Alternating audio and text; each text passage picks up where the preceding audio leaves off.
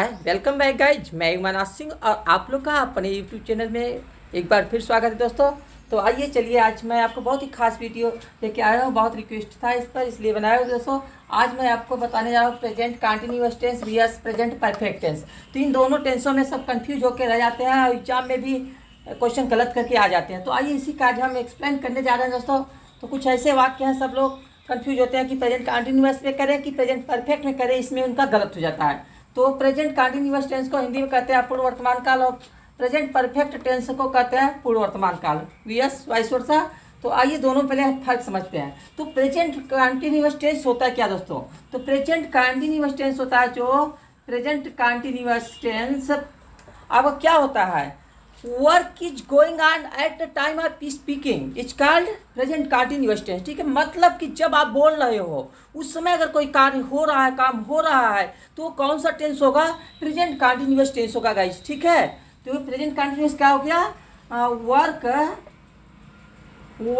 Is going on at the time of speaking king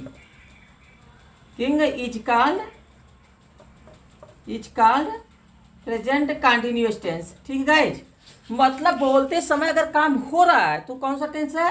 present continuous tense है, मतलब जो लगातार चल रहा हो।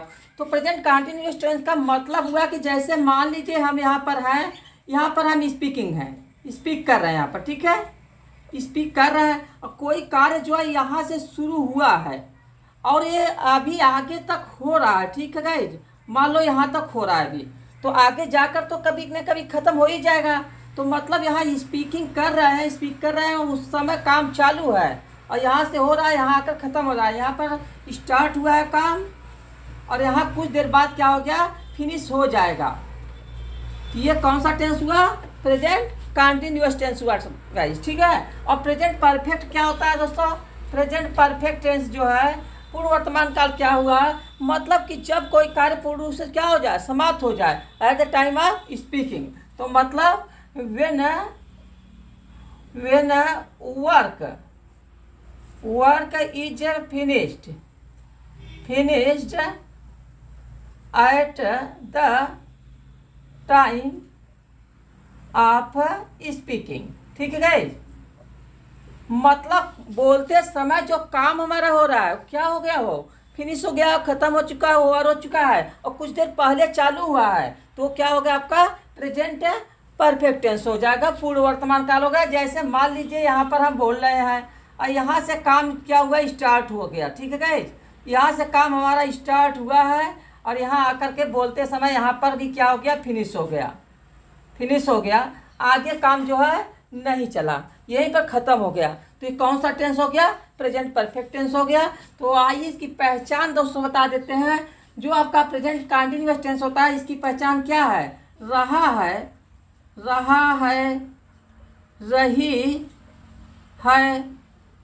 रही है, ये सब होता है।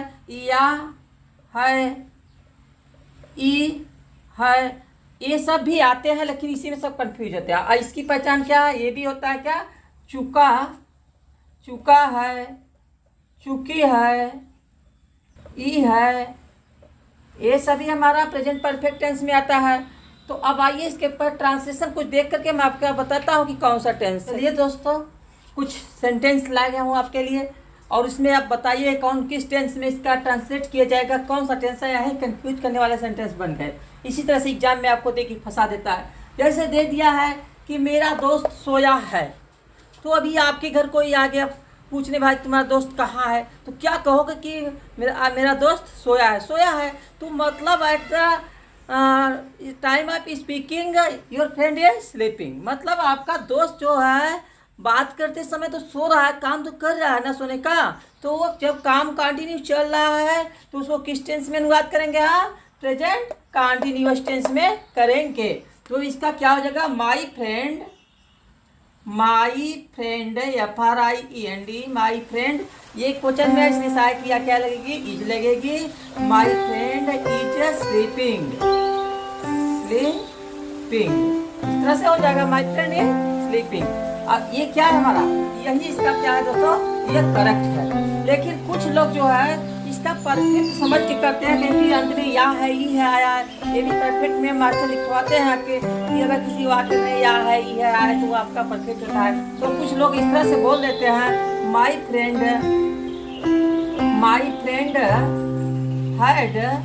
हैज, ये क्वेश्चन है तो इसकी साइड भी हैज है होती है, तो हैज स्लेप्ट ये बता देते हैं। लेकिन दोस्तों ये है क्या, ये क्या हमारा गलत है, ऐसा आप मत कीजिएगा क्योंकि बात करते समय तो आपका दोस्त सोया काम चल रहा कर रहा है ना, तो इसलिए क्या है कंटिन्यूअस में होगा, यही हमारा सही है। और ये परफेक्ट तो बताता है मतलब काम हो चुका है आपका, दोस्त सो के अगर उठ गया हो काम कर चुका है तब नहीं करेंगे इसको, इसलिए गलत है।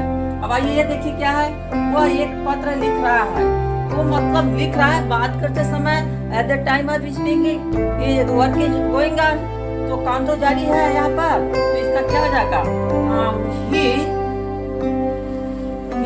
इज राइटिंग अ लेटर,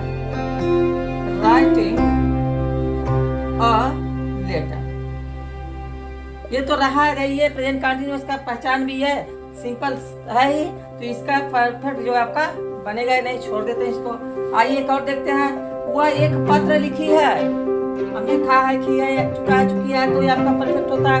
तो इसमें आप समझिए क्या है, वह एक पत्र लिखी है, लिख चुकी है मतलब लिखने काम नहीं कर रही है, जारी नहीं है, मतलब काम फिनिश हो चुका है, eight the time of speaking work is finish, काम समाप्त हो चुका है। इसको किसमें करेंगे, इसको हम इस टेंस में कंटिन्यूअस में इसका नहीं होगा, इसका कौन सा टेंस बनेगा, परफेक्ट बनेगा। तो ये क्या हो जाएगा, वह ही हो जाएगा, अगर लड़की है लिखी है तो क्या हो जाएगा, सी हैज राइट को रिटन दिशा लो, राइट को रिटन होता है, written she has written a letter, she has written a letter, इस तरह से इसको करेंगे गाइस।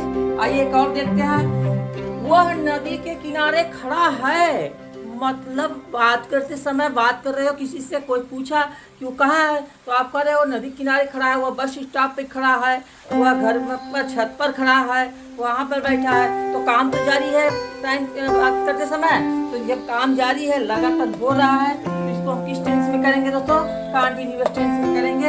ये हो जाएगा क्या, ही इज